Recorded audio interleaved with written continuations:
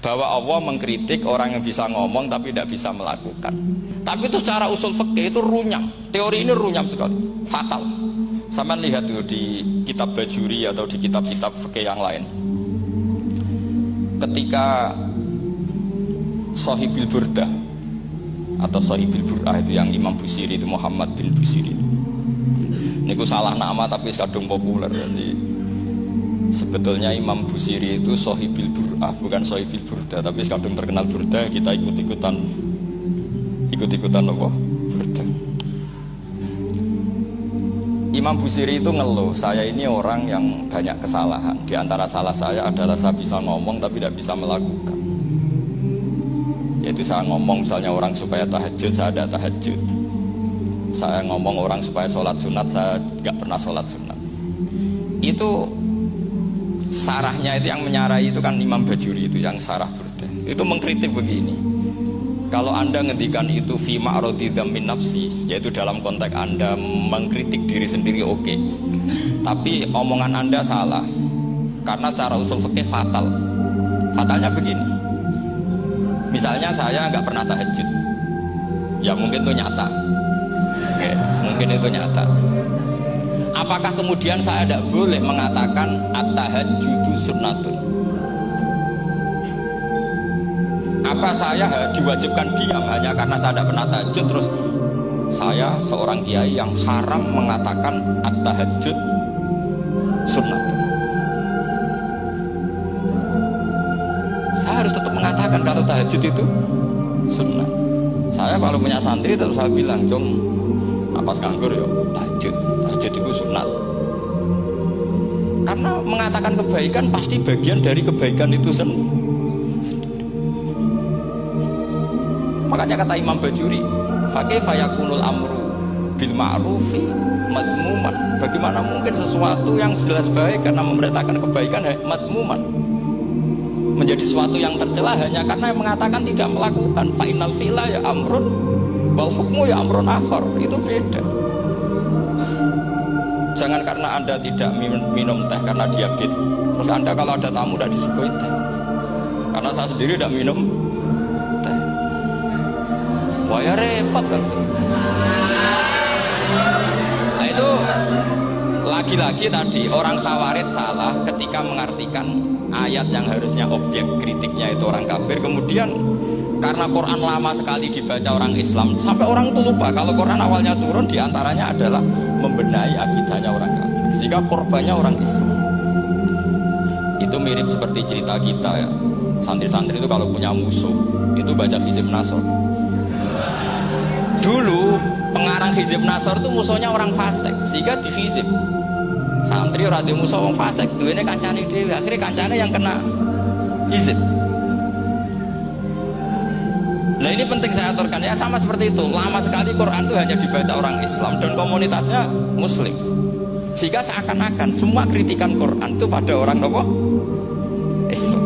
Padahal jelas Quran ada kul ya ayyuhal kafir. Jelas mukhatabnya orang kafir. Sadaqata lakum dinukum waliyadin.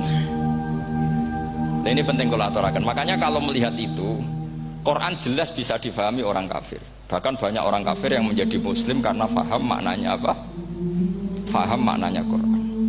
Itu jelas sekali. Itu masyhur sekali dialeknya Nabi dengan Walid bin Mughirah, dengan Utbah, dengan banyak sekali termasuk dengan Abu Jahal, dengan Abu Lahab. Bahkan orang-orang kafir Quraisy itu menyewa namanya Musailamah Al-Kadzab. Kalau di sini umumnya baca Musailamah apa Musailimah? Trennya di sini pakai fathah ya. Itu entah ya, nggak tahu saya yang masalah yang mana itu. Karena memang kalau dalam ilmu riwayat itu sekali salah baca itu kasus betul, kayak Sa'id bin Musayyab atau Sa'id bin Musayyib itu ketika beliau sugeng itu kalau dipanggil Sa'id bin Musayyab itu marah besar. Karena maknanya Sa'id al-Musayyab itu yang ditawan.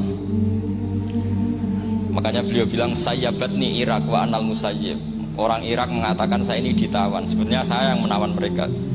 Tapi al-Masyhur itu dibaca Sa'id bin Musayyab. Padahal dia tidak mau dipanggil Sa'id bin Musayyab, Sa'id bin Musayyab. Karena nama ini penting. Pentingnya begini. Ini kata Rasulullah kalau sedang guyon, kata Nabi, "Mbok kamu itu sekali-kali mikir, kenapa saya ini diberi nama Allah Muhammad?" Ini hadis sahih di Bukhari, ada di Kitabul Adab. Banyak tag ini. Kenapa ya Rasulullah? Allah itu senang bingung wong kafir, kata Rasulullah. Karena Abu Jahal kalau manggil saya jadi bingung. Itu kalau orang Arab kan pasti tahu maknanya. Muhammad maknanya orang yang terpuji. Sehingga kalau Abu Lahab ngomong itu jadi paradok. Hei orang yang terpuji, kamu bohong. Kan jadi aneh. Ya Muhammad kadzabta, hei Muhammad kamu bohong. Kalau diterjemahkan, hei orang terpuji, kamu bohong. Itu akhirnya sahabat tertawa-tawa. Karena cik pinter ya pangeran milih nama kamu ya Rasulullah. Karena ini bingungkan musuh gitu. Makanya kalau kamu udah anak kiai, itu anak kamu panggil, namakan saja Agus. Pasti satu pondok manggil Gusmu. Itu aman itu. Oh itu boh yang nggak seneng tetap panggil Gus. Karena kalau untuk Gus putra kiai kan butuh di bapak kiai, kan bapak kadung ra kiai itu kan, itu ada triknya, itu anaknya dinamain. Nah, itu Rasulullah itu sudah dipilih sedemikian rupa oleh Allah, perilakunya benar, ahwalnya benar, namanya juga benar. Sehingga ketika Abu Jahal, Abu Lahab tahu bahwa nama Muhammad ini problem, karena ini madah itu memuji. Sehingga mereka kalau mencari Muhammad itu bilang ainal madmum, mana orang yang tercela. Terus orang-orang Quraisy tidak paham kamu nyari siapa. Akhirnya mereka bilang ana atlubu Muhammad, dan saya cari Muhammad. Akhirnya bilang Muhammad lagi. Nah itu. Nah, Quran juga main di ranah nama. Sehingga Abu Jahal itu namanya kan Abul Hakam. Orang Islam dari awal memanggil Abu Jahal. Karena kalau sampai kita manggil Abul Hakam, kita akan ngalami paradok. Ya Abul Hakam, hei bapak dari semua kebijakan, kamu begini kan kacau. Makanya itu dari sini orang nggak boleh salah apa? Salah nama. Ini penting kalau aturakan, karena kadang menganalisis Quran itu satu bilisanin Arabi mubin. Kata Imam Syafi'i, wa innahu latanzilu rabbil alamin nazala bihir rohul amin ala qalbika litakuna minal mudhirin bilisanin Arabi mubin. Di antara, kata Imam Syafi'i ini, di antara aturan pokok memahami Quran adalah dia malian bil arabiyah. Dia sangat-sangat menguasai bahasa Arab. Itu masyhur dalam dialog Imam Syafi'i. Saman kalau ngaji takrib atau Fathul Mu'in, syarat sahnya tayamum lil musafir itu apa? Tolabul ma', mencari apa? Air.